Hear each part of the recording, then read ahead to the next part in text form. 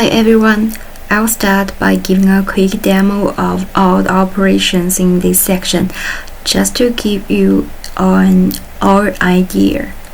After that, I'll go through each command step by step and explain what it does along with how each tool is used.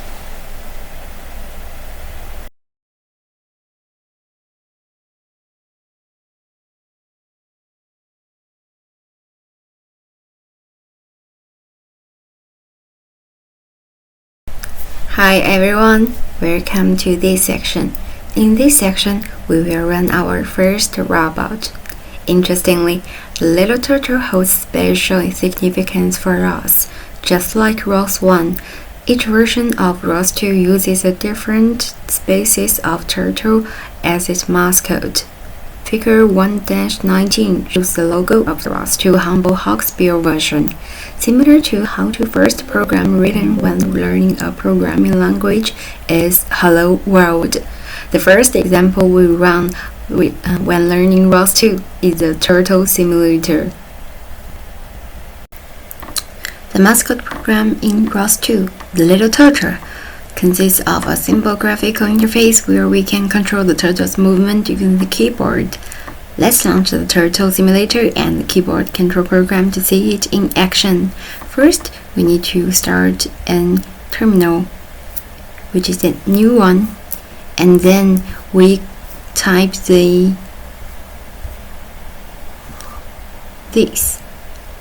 into it. Then we will see a little turtle in it. Its name is Turtle Sim.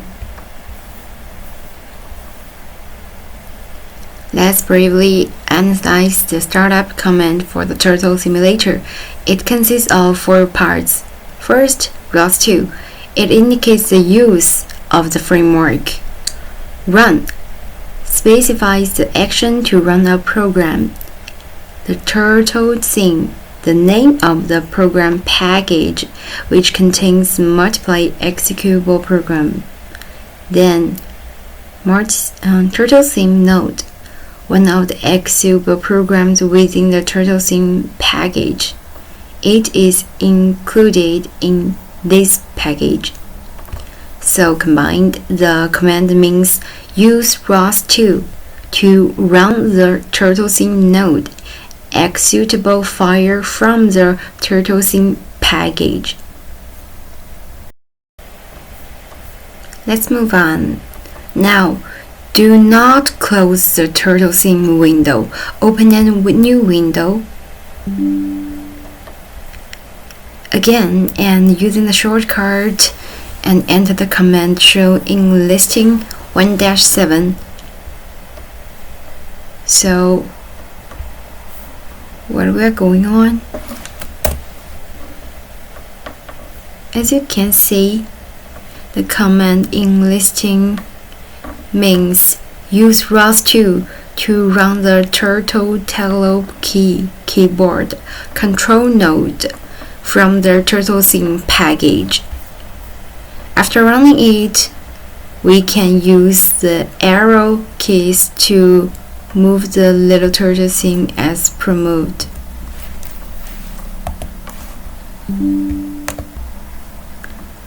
Attention! To allow the keyboard control node to capture keyboard input, click on the terminal where the keyboard control node is running with your mouse, then press the arrow keys. First click this and then press the arrow keys. Or else you just click this terminal and we failed to control the little Turtle Sim. So it's very funny, isn't it? We can control its movement.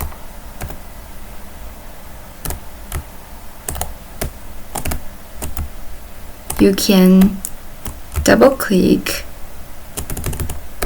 Have a try.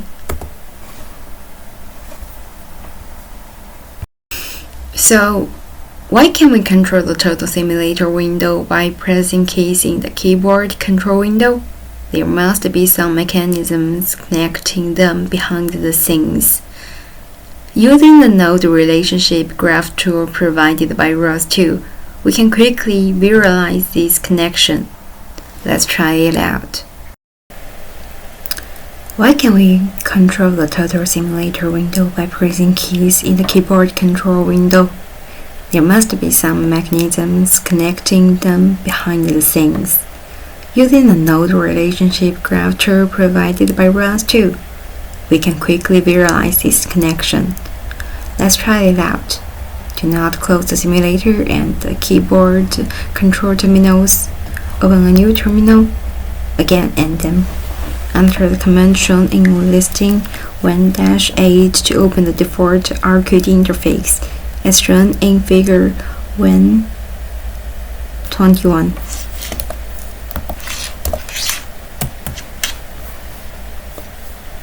As you can see, it's all blank, but we just need to refresh it. Then the relationship just showed up. Let's have it explained on it.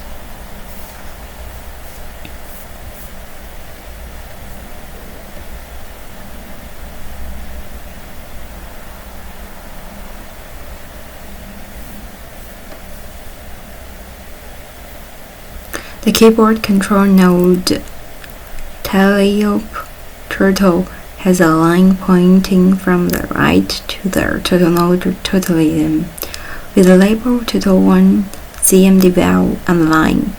This turtle1/cmdval is the topic name, the starting point of the line. The keyboard control node is publisher of the topic, and this point, the turtle node is a subscriber of the topic. Therefore, the turtle node and the keyboard control node are connected through the topic communication mechanisms, one of the four major communication mechanisms in ROS2. Using the powerful debugging tool RQT, we quickly identify the connection. This also highlights the richness of tools available in ROS2.